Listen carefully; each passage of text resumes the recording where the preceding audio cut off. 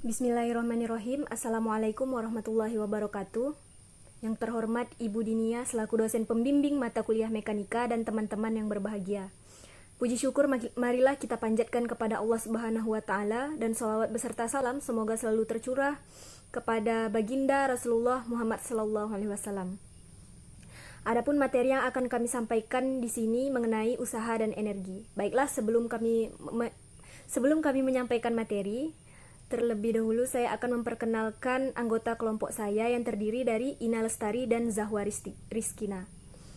Langsung saja, materi pertama akan dibacakan oleh Ina Lestari, kepadanya disilahkan.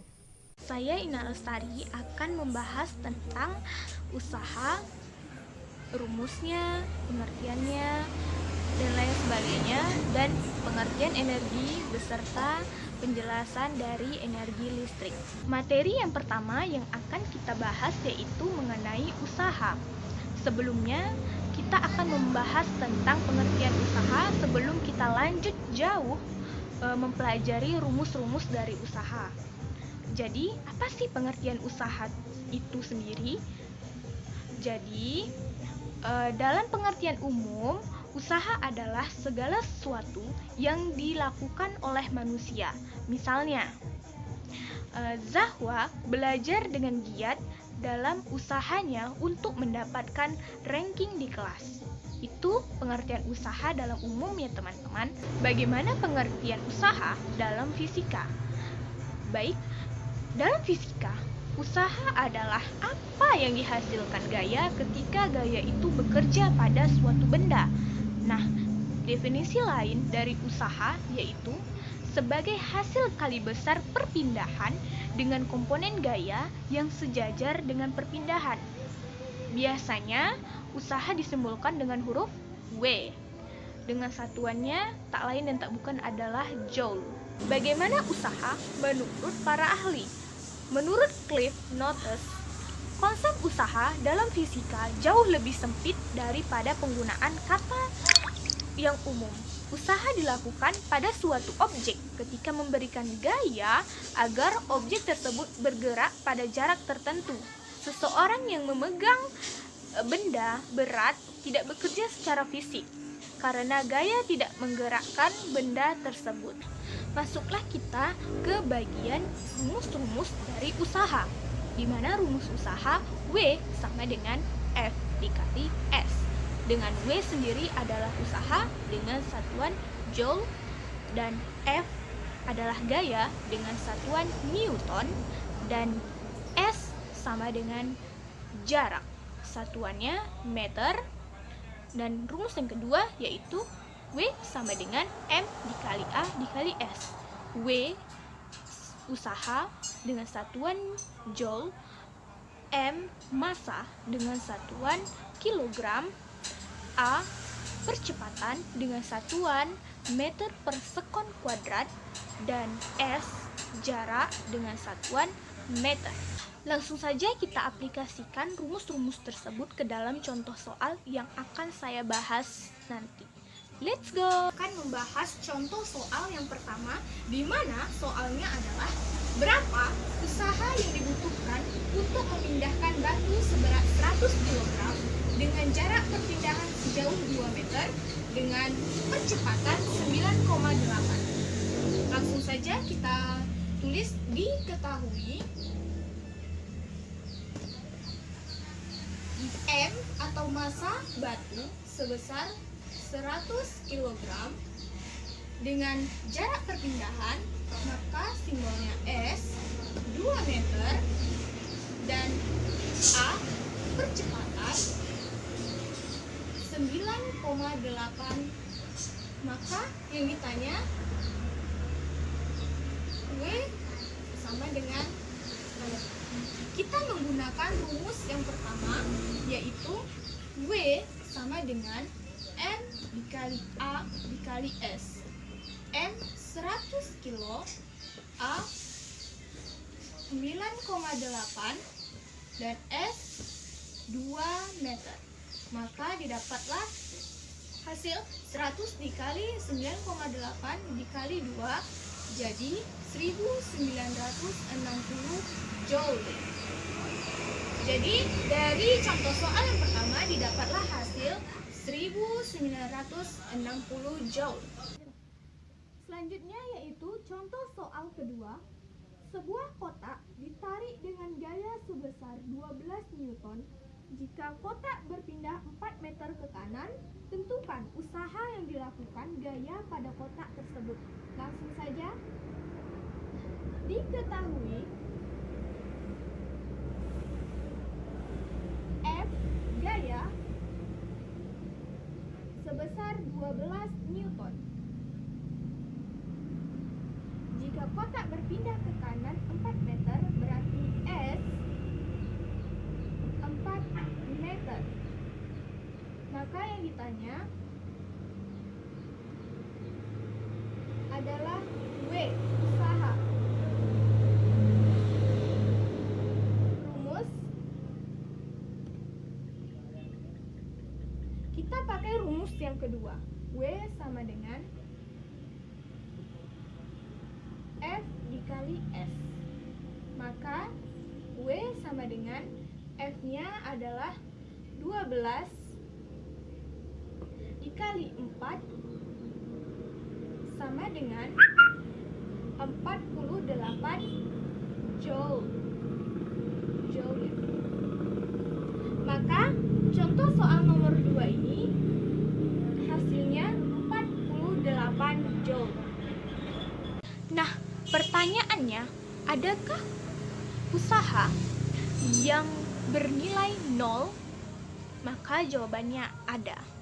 Tidak semua usaha itu memiliki nilai ya teman-teman. Usaha dapat bernilai 0 meskipun seseorang telah melakukan gaya pada suatu benda. Usaha 0 menunjukkan meskipun gaya diberikan, tetapi benda yang dikenai akan misalnya tidak bergerak atau berpindah. Nah, contohnya apa gitu kan?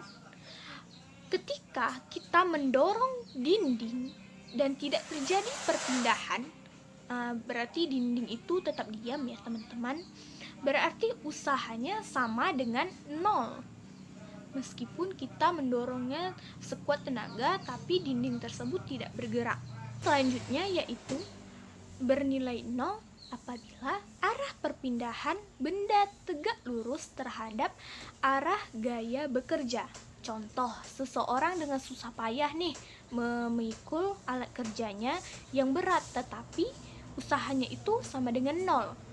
Hal ini dikarenakan gaya yang diakibatkan berat alat kerja mengarah ke bawah, sedangkan perpindahannya itu horizontal. Contoh yang ketiga yaitu satelit. Kenapa? Kok usahanya 0? Gitu kan? Nah, jadi satelit yang mengelilingi orbitnya itu dianggap tidak melakukan usaha karena apa?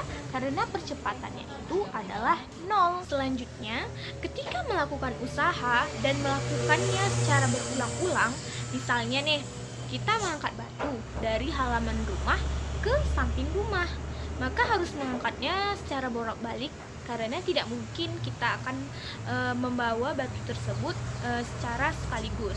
Demikian itu artinya memiliki daya. Nah, daya adalah usaha yang dilakukan persatuan waktu dan dapat dinyatakan P sama dengan W per T, di mana P adalah daya dalam satuan watt atau J per S, dan W adalah usaha dengan satuan joule, dan T itu adalah waktu dengan satuan S. Usaha itu ada macamnya. Yang pertama, usaha positif, usaha negatif, dan usaha 0. Nah, apa itu usaha positif? Usaha positif merupakan usaha yang dilakukan oleh gaya yang searah dengan arah perpindahan benda, sehingga bisa juga disebut sebagai gaya perpindahan arah. Contohnya, usaha positif misalnya seseorang mengangkat sebuah kotak dari lantai ke atas. Gimana pula usaha negatif? Usaha negatif itu adalah usaha yang dilakukan oleh suatu gaya yang arahnya itu berlawanan. Jika tadi yang positif dia searah, nah yang negatif ini dia berlawanan dengan arah perpindahan benda. Contohnya apa? Contohnya itu gaya pengereman ketika sebuah kendaraan bermotor sedang maju. Yang ketiga yaitu usaha nol. Usaha nol itu adalah istilah yang digunakan untuk menyatakan usaha yang nilainya sama dengan nol. Apa-apa saja contohnya? Sebelumnya kita sudah membahas ya. Ayo, siapa yang masih ingat? Nah, yang pertama itu contohnya ketika kita mendorong tembok itu usahanya bernilai nol karena tembok tersebut tetap diam. Yang kedua yaitu arah perpindahan benda tegak lurus terhadap arah gaya bekerja. Contohnya itu seseorang yang susah payah nih memikul alat kerjanya yang berat tapi usahanya nol. Hal ini dikarenakan gaya yang diakibatkan berat alat kerja mengarah ke bawah sedangkan perpindahannya horizontal. Selanjutnya yaitu satelit. Kenapa satelit nol usahanya? Karena satelit yang mengelilingi orbitnya dianggap tidak melakukan usaha karena percepatannya itu nol. Selanjutnya yaitu usaha yang dilakukan oleh gaya. Yang pertama, usaha yang dilakukan oleh gaya searah dengan perpindahannya. Rumusnya V sama dengan F dikali X. Kedua yaitu usaha yang dilakukan gaya membentuk sudut tertentu. Rumusnya yaitu W sama dengan Fx dikali X atau F cos theta dikali X. W itu usaha dengan satuan joule, F itu gaya dengan satuan newton, dan Fx itu gaya arah mendatar, theta itu sudut antara gaya dan arah mendatar, dan X itu perpindahan dengan satuan meter. Langsung saja kita aplikasikan rumus ini ke dalam contoh soal. Sebuah benda mendapatkan gaya sebesar 30 Newton dan membentuk sudut 37 derajat dengan sumbu X positif. Jika benda berpindah sejauh 3 meter pada arah sumbu X positif, hitunglah besarnya usaha yang dilakukan gaya tersebut. Maka langsung saja diketahui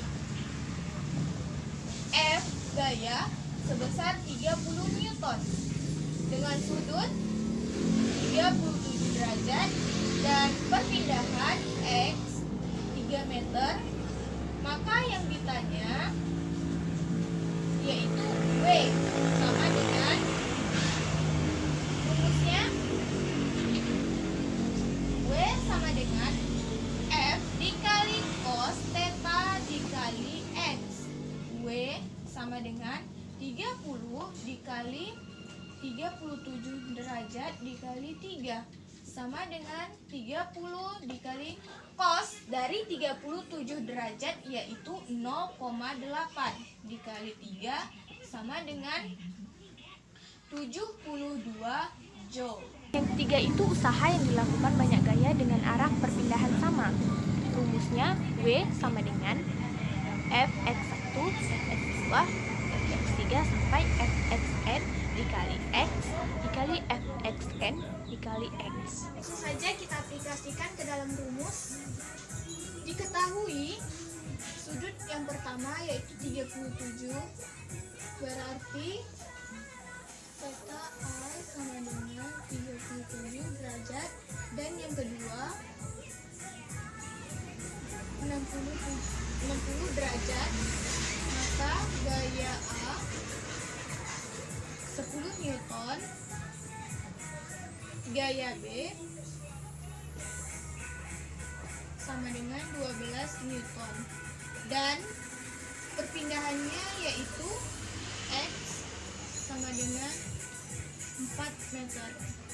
Maka yang ditanya W sama dengan, di sini kita dapat membuat gambarnya.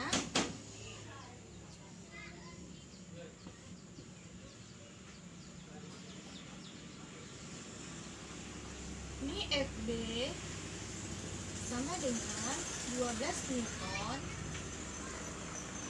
FA sama dengan 10 Newton,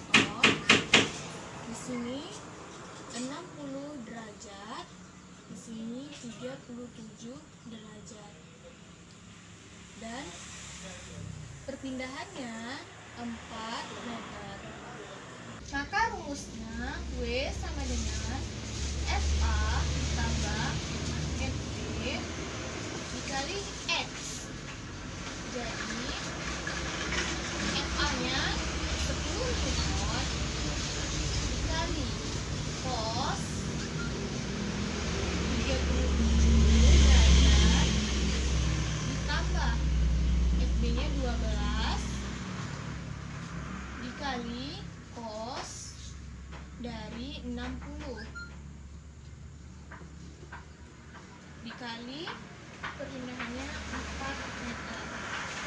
Jadi W 10 dikali cos dari 37 yaitu 0,8 ditambah 12 cos dari 60 yaitu 0,5 kali 4. Selanjutnya kita kalkulasikan atau kita jumlahkan semuanya, maka hasilnya 56 joule. Selanjutnya yaitu energi. Apa sih itu energi? Energi itu merupakan kemampuan untuk melakukan usaha. Hukum kekekalan energi itu menyatakan bahwa energi itu tidak dapat diciptakan dan dimusnahkan, melainkan hanya dapat diubah bentuknya. Energi itu termasuk besaran yang dapat diukur. Satuan energi dalam standar internasional adalah joule. Tetapi ada satuan energi yang lain yaitu kalori, di mana hubungan antara kalori dengan joule yaitu 1 kalori sama dengan 4,2 joule atau 1 joule itu 0,24 kalori. Yang pertama kita bahas yaitu energi listrik. Apa sih itu energi listrik? Energi listrik itu merupakan suatu energi yang berasal dari muatan listrik yang menimbulkan medan listrik statis atau bergeraknya elektron pada konduktor. Konduktor itu pengantar listrik ya, masih ingat kan pelajaran SMA-nya? Atau ion, ion itu ada 2, ion positif dan ion negatif pada zat, cair atau gas. Terus dari energi listrik yaitu jika di dalam sebuah rangkaian diberi beda potensial atau V sehingga mengalirkan suatu muatan listrik sejumlah Q dan arus listrik sebesar I, maka energi yang diperlukan W sama dengan Q dikali V, dengan Q sama dengan I dikali T. W sendiri adalah energi listrik dengan satuan joule, Q yaitu muatan listrik dengan satuan coulomb, dan V sama dengan beda potensial atau volt. Sedangkan pada muatan persatuan waktu adalah watt arus yang mengalir, maka energi listrik dapat kita tulis karena I sama dengan Q per T, maka didapatkan perumusan W sama dengan I dikali T dikali V, atau W sama dengan V dikali I dikali T. Jika persamaan tersebut dihubungkan dengan hukum Ohm, maka V sama dengan I dikali R. Setelah itu kita perolehlah rumus W sama dengan I dikali R dikali I dikali T, atau W sama dengan I kuadrat dikali R dikali T, atau W sama dengan V kuadrat per R dikali T.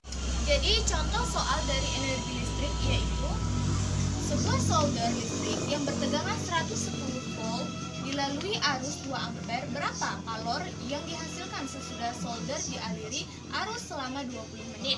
Maka diketahui V sama dengan 110 volt dan I arus listrik 2 ampere dan T sama dengan 20 menit sama dengan 1200 detik atau sekon. Maka yang ditanya W sama dengan, rumusnya W sama dengan V dikali I dikali T.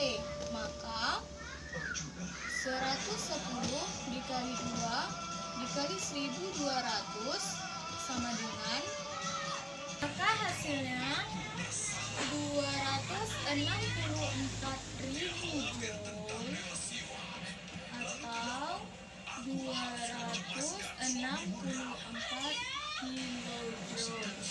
Energi listrik adalah energi yang dihasilkan dari perbedaan potensial listrik. Potensial listrik bergantung pada medan listrik dan tidak bergantung pada muatan yang ditempatkan dalam medan tersebut. Ada beberapa konsep serta hubungan. Yang pertama yaitu konsep energi potensial listrik. Yang kedua yaitu konsep potensial listrik dan beda potensial. Yang ketiga, hubungan antara potensial listrik dan medan listrik. Dan keempat yaitu konsep potensial listrik dan muatan listrik. Jadi, sumber energi listrik dalam kehidupan sehari-hari yaitu yang pertama nuklir, minyak bumi, angin, gelombang laut pasang, serta batu bara. Nah, bagaimana perubahan energi listrik? Jadi, perubahan energi listrik itu ada 4. Yang pertama yaitu perubahan energi listrik menjadi energi panas dan cahaya. Apa contohnya? Ya, lampu listrik. Yang kedua yaitu perubahan energi listrik menjadi energi panas. Nah, contohnya dalam kehidupan sehari-hari yaitu listrik. Yang ketiga yaitu perubahan energi listrik menjadi energi gerak atau energi kinetik. Apa contohnya? Dalam kehidupan sehari-hari kita dapat menemukan yaitu contohnya kipas angin. Yang keempat yaitu perubahan energi listrik menjadi energi bunyi. Contohnya radio. Nah, sekian penjelasan yang dapat saya sampaikan. Selanjutnya akan dijelaskan oleh rekan saya, Zahwa Rizkina. Selanjutnya, energi cahaya. Energi cahaya adalah energi yang dihasilkan oleh cahaya atau radiasi gelombang elektromagnetik. Energi cahaya merupakan jenis energi yang diperoleh dari benda-benda yang mampu memancarkan cahaya. 1. Manfaat energi cahaya. Yang pertama itu fotosintesis. Proses fotosintesis istilah berasal dari bahasa Yunani yaitu foto dan sintesis. Foto berarti cahaya, sedangkan sintesis berarti menggabungkan atau penggabungan. Sehingga secara sederhana, fotosintesis dapat diartikan sebagai proses penggabungan zat-zat untuk menghasilkan makanan yang dilakukan oleh tumbuhan dengan melibatkan cahaya matahari.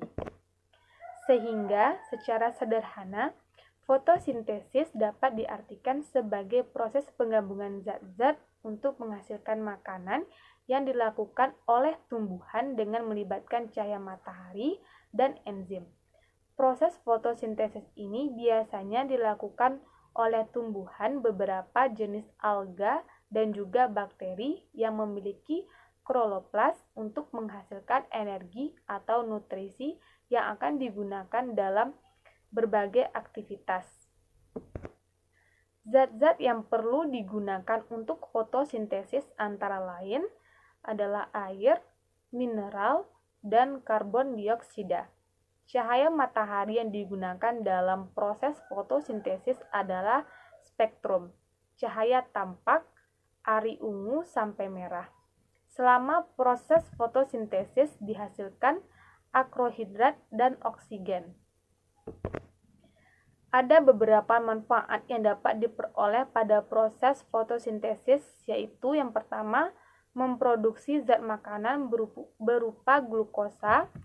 Yang kedua, membantu membersihkan udara, yaitu mengurangi kadar CO2 atau karbon dioksida di udara, karena CO2 adalah bahan baku dalam proses fotosintesis.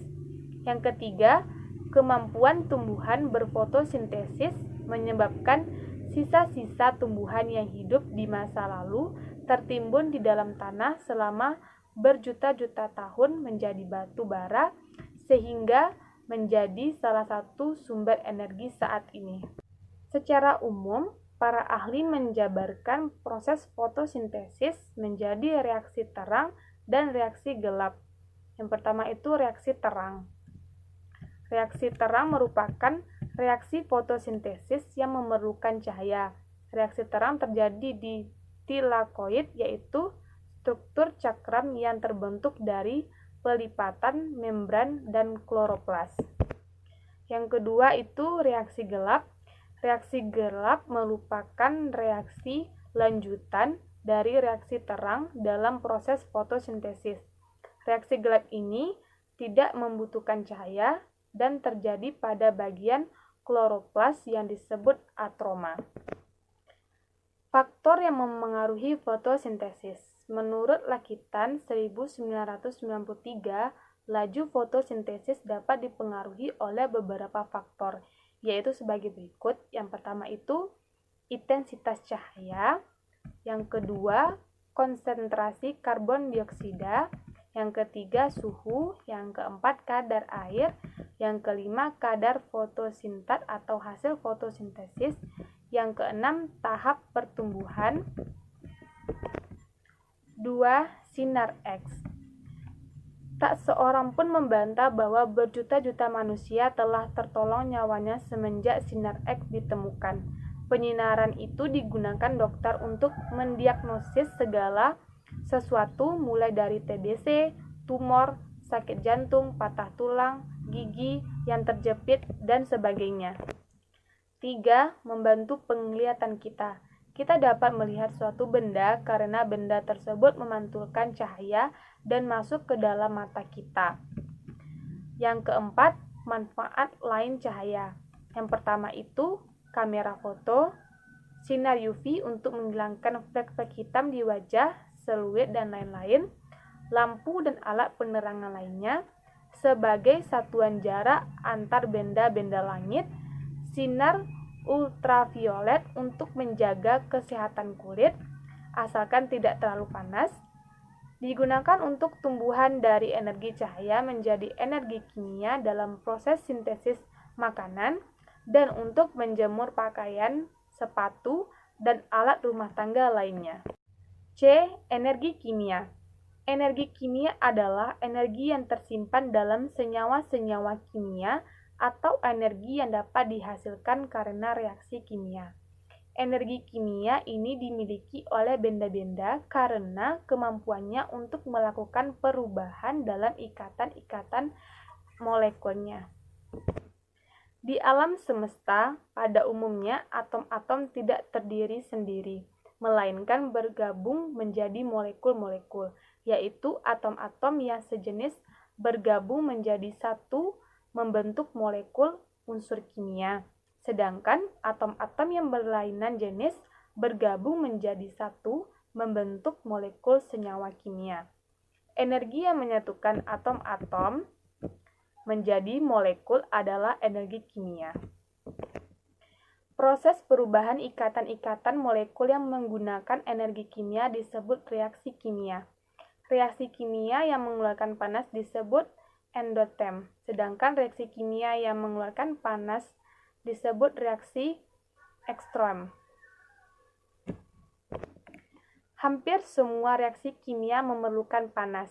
Pada suhu tinggi, reaksi akan berlangsung dengan cepat, sedang pada suhu rendah, reaksi akan berlangsung lambat, dan pada titik beku, reaksi kimia akan berhenti. Contohnya itu, zat-zat makanan pada tubuh kita, bahan bakar minyak, kayu bakar, dan aki.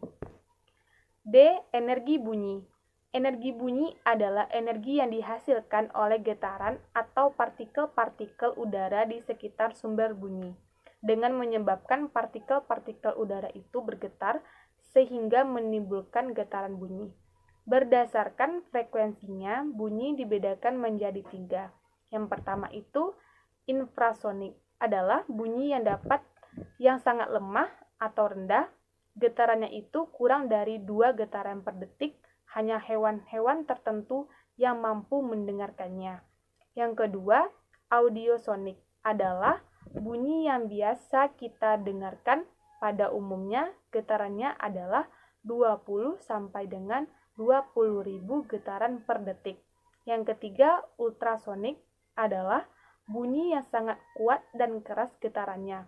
Getarannya lebih dari 20.000 per detik. Hanya hewan-hewan tertentu yang mampu mendengarkannya. 1. Manfaat bunyi ultrasonik. Dalam kehidupan sehari-hari, ultrasonik dimanfaatkan dalam berbagai bidang, yaitu yang pertama itu di bidang kedokteran, dimanfaatkan untuk diagnosa dan pengobatan, untuk menghancurkan tumor atau batu ginjal, dan untuk mempelajari bagian-bagian tubuh yang tidak boleh terkena sinar X, misalnya janin dalam kandungan. Yang kedua itu untuk membunuh bakteri dalam makanan yang akan diawetkan. Yang ketiga untuk membuat campuran logam agar rata. Yang keempat, alat kontrol jarak jauh atau remote control. Yang kedua itu sifat-sifat bunyi. Yang pertama, bunyi dapat merambat dari zat padat, zat cair, dan gas. Bunyi dapat melalui benda padat dengan bukti menaruhkan kabel atau benang dari satu teropong ke teropong berikutnya. Begitu juga dengan zat cair dan gas, bunyi dapat berjalan di zat cair dan gas. Yang kedua, bunyi dapat diserap dan dipantulkan. Bunyi yang mengenai permukaan suatu benda dapat dipantulkan atau diserap. Jika bunyi mengenai dinding, maka dinding akan memantulkan bunyi itu kembali. Biasanya benda yang padat yang mengkilat lebih bisa memantulkan bunyi dibandingkan benda yang kurang padat dan suram. 3. Perambatan bunyi melalui gas. Udara merupakan benda gas. Kita dapat mendengar suara orang berbicara dan burung berkicau karena getaran suara itu masuk ke telinga. Hal itu menunjukkan bahwa suara dapat merambat melalui udara. Demikian juga halnya pada guntur. Pada saat hari mendung, kita sering mendengarkan guntur. Guntur dapat kita dengar karena getaran suaranya masuk ke telinga kita setelah merambat melalui udara. 4. Bunyi tidak dapat merambat di ruang hampa. Hal ini dapat ditunjukkan dengan sebuah bel listrik yang diletakkan di dalam wadah yang hampa udara. Jika disembunyikan, bunyi bel dapat kita dengar. Namun, jika udara dalam wadah yang udaranya dikeluarkan, bunyi bel tidak terdengar walaupun bel itu digetarkan terus-menerus. Baiklah, di sini saya akan melanjutkan materi tentang energi yang sebelumnya sudah disampaikan oleh Zahwa Rizkina.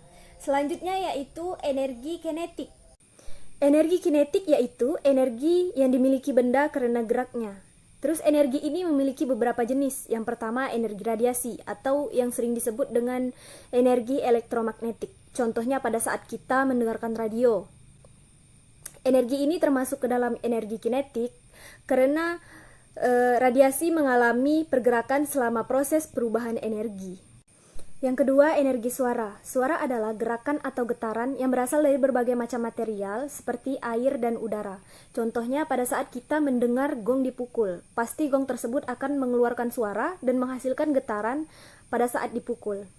Yang ketiga, energi panas. Energi ini terjadi ketika molekul dan atom saling bergesekan sehingga menimbulkan panas. Contohnya saja pada saat kita merasakan hangatnya api unggun.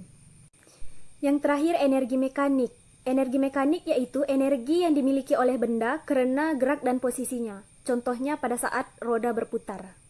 Jadi itulah tadi berbagai macam jenis energi kinetik. Selanjutnya yaitu rumus-rumus energi kinetik.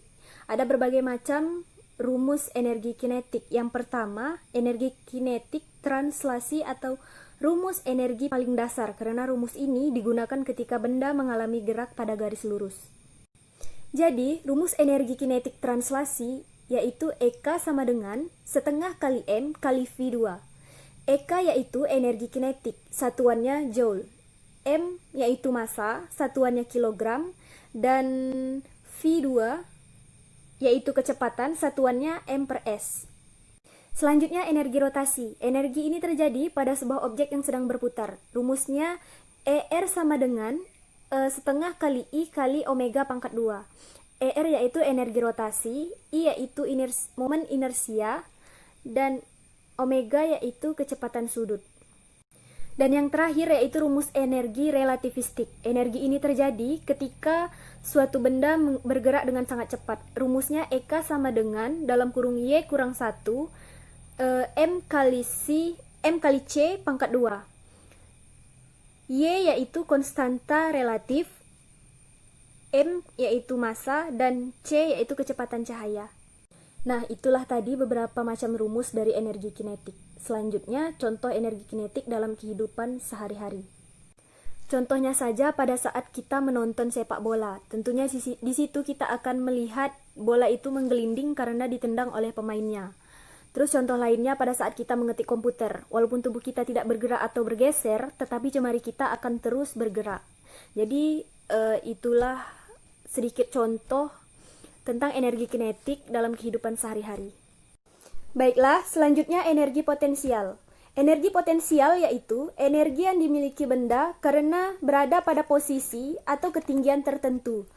Dalam fisika, energi diam dikenal dengan energi potensial karena energi ini dipengaruhi oleh posisi atau kedudukan benda tersebut.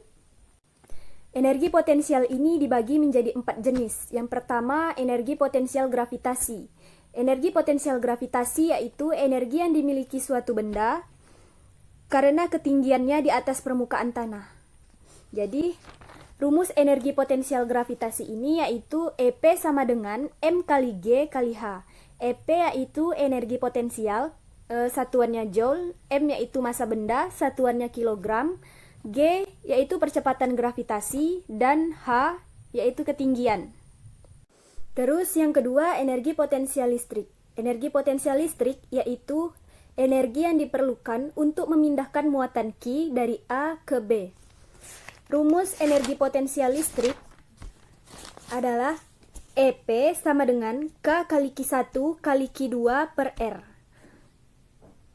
EP yaitu energi potensial listrik, K yaitu 9 kali 10 pangkat 9, Q1 muatan listrik 1, Q2 muatan listrik 2, dan R yaitu jarak antar muatan. Atau rumus lain dari energi potensial listrik yaitu EP sama dengan Q kali V.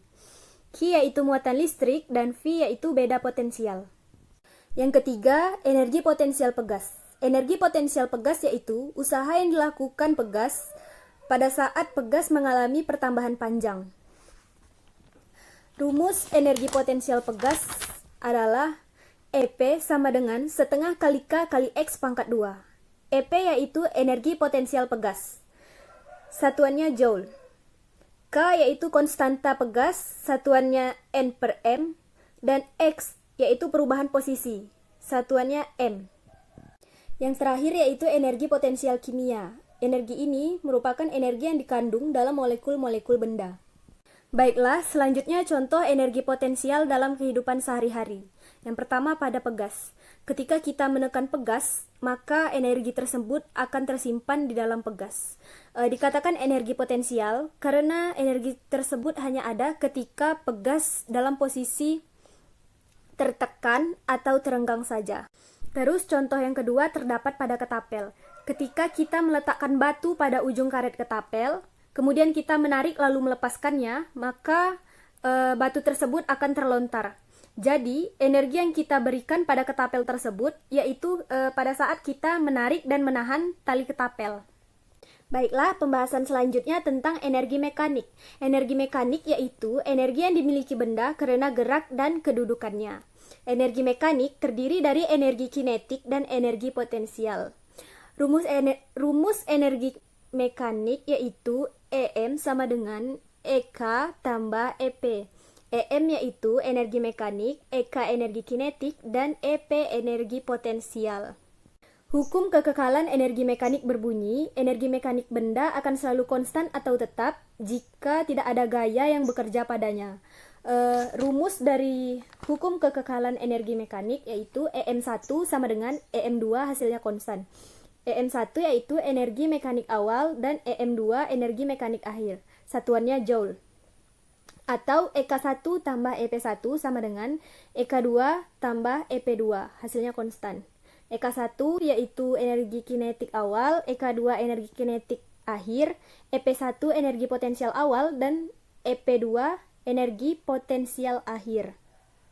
Baiklah, selanjutnya contoh energi mekanik dalam kehidupan sehari-hari, seperti pada bola yang terletak di atas meja. Ketika bola tersebut berada di atas meja, maka memiliki energi potensial karena ketinggiannya dari tanah. Dan ketika bola tersebut jatuh ke tanah, maka energi potensial tersebut akan berubah menjadi energi kinetik. Contoh lainnya pada PLTA, mesin uap, mesin pembakar internal, kincir angin, pistol panah mainan, dan mesin listrik. Baiklah, selanjutnya kita akan membahas tentang energi panas atau kalor. Energi panas yaitu energi yang berpindah dari benda yang bersuhu tinggi menuju benda yang bersuhu rendah. Satuan energi panas yaitu joule. Contoh energi panas seperti pada saat kita memasak nasi, menjemur pakaian, menyetrika pakaian, dan lain-lain. Jadi yang kita bahas di sini yang pertama kalor jenis. Kalor jenis yaitu banyaknya kalor yang diserap atau diperlukan oleh 1 gram zat untuk menaikkan 1 derajat Celcius. Atau kalor jenis yaitu kemampuan suatu benda untuk melepas atau menerima kalor. Selanjutnya kapasitas kalor. Kapasitas kalor yaitu jumlah kalor yang diserap oleh benda bermassa tertentu. Satuannya yaitu J/K. Perpindahan kalor dapat dihitung dengan rumus Q sama dengan M kali C kali delta T. Q yaitu banyaknya kalor yang diterima atau dilepas suatu benda. Satuannya joule. M yaitu massa benda yang menerima atau melepas kalor. Satuannya kilogram. Dan C yaitu kalor jenis zat. Satuannya J per kilogram derajat Celcius. Delta T yaitu perubahan suhu. Satuannya derajat Celcius. Kalor jenis juga memiliki rumus yaitu C sama dengan Q per M kali delta T.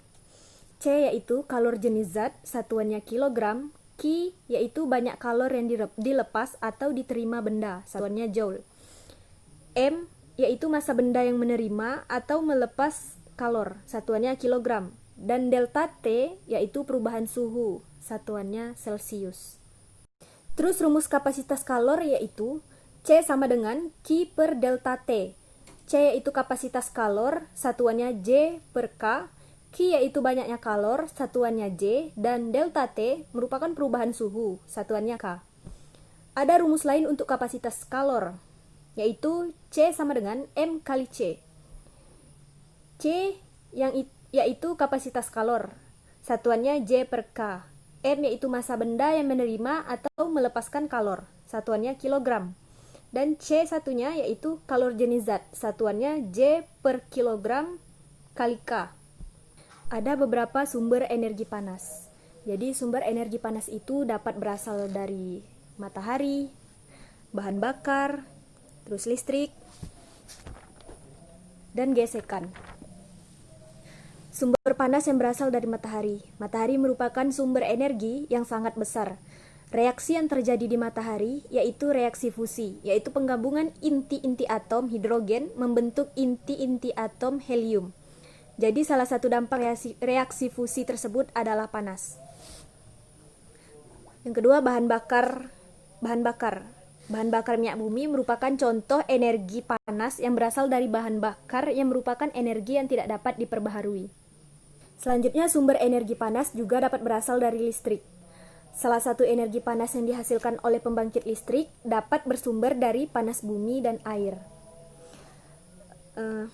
Terus, gesekan. Energi panas yang dihasilkan dari dua gesekan bergantung dari tingkat kekasaran permukaan benda yang bergesekan. Semakin kasar permukaan benda, maka semakin besar pula panas yang ditimbulkan. Contohnya kalau dalam kehidupan sehari-hari saat kita menyetrika untuk melicinkan pakaian. Selanjutnya pembahasan energi yang terakhir yaitu energi nuklir. Energi nuklir adalah energi yang dihasilkan dari reaksi antar partikel di dalam inti atom. Sumber energi nuklir yaitu energi ikat pada partikel bebas. Kalau secara umum, energi nuklir dapat dihasilkan melalui dua macam mekanisme, yaitu pembelahan inti atau reaksi fisi dan penggabungan beberapa inti melalui reaksi fusi.